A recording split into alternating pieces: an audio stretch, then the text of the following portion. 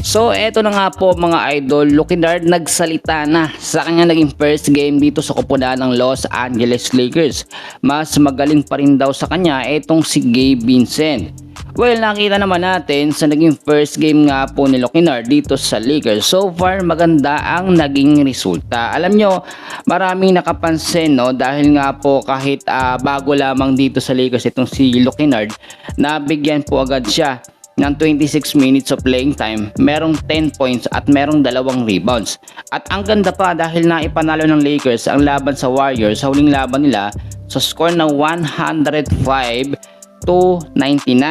At kung titignan nyo, next game po bukas ng Lakers kontra sa koponan ng OKC Thunder, inaasahan na gagamitin po ulit etong si Lucky Dart. Pero ang sinasabi natin dito, mapapasama ba o pwede ba o possible bang ma-regular sa starting lineup, no? Ito nga pong si Lucky Dart. Kung titignan nyo, last game si LeBron James, si Rui Hachimura, Jackson Hayes, si Marcus Smart at si Jake LaRavia ang nasa starting 5. Wala si Luka at etong si DeAndre Ayton nagkaroon ng problema, nagkaroon po ng injury. And so far kung magtutuloy-tuloy ang ganyang sitwasyon sa Lakers, may hirapan sila. Pero wala naman tayong problema dahil po meron Jackson Hayes. At kung sakasakali naman, pwedeng gamitin itong si Lucky Dart. Kung sakasakaling hindi rin makapaglaro, eto nga pong si Luka Doncic. Para sa akin mga kaibigan, sa sinabi po ni Lucky Dart dito kay Gabe Vincent na mas magaling pa rin etong si Gabe Vincent kung ikukumpara sa kanya, ay pagpapakita lamang po ng pagiging humble nito nga pong si Lucky Dart. Napansin nyo naman yung mga tira sa labas ni Lucky Dart, merong consistent talaga no, na mga tira sa gilid.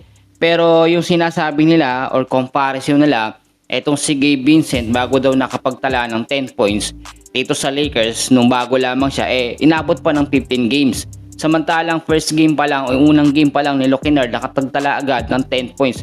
Ang kaibahan kasi dito, dati kasi itong si Gabe Vincent, ilang minuto lamang na ibibigay sa kanya para siya makakapagtala ng maraming puntos. Samantalang napaboran ng Lakers itong si Lucky Dart, hindi natin alam, may pag-uusap po kasi yan.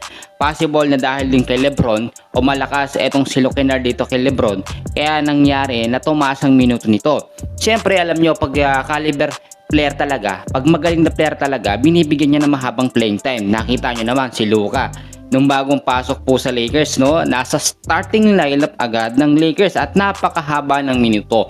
So kapag alam ng Lakers na ang player na kanilang nakukuha sa trade ay magaling talaga at maaasahan, mahabang minuto ang binibigay. Pero kapag alam naman nila na ang player na natitrade o nakukuha nila ay hindi ganun kagaling at kinakailangan pa ng improvement, ay binabangko yan o bibigyan man ng minuto, konti lang, at dapat may patunayan. Maraming player na yan sa Lakers, yung mga big man, nakita naman natin, example ko na lamang etong si Maxi Kleber at yung naging ibang big man pa noon. So yan muna ang update natin sa ngayon, and please huwag kakalimutan na mag-like and subscribe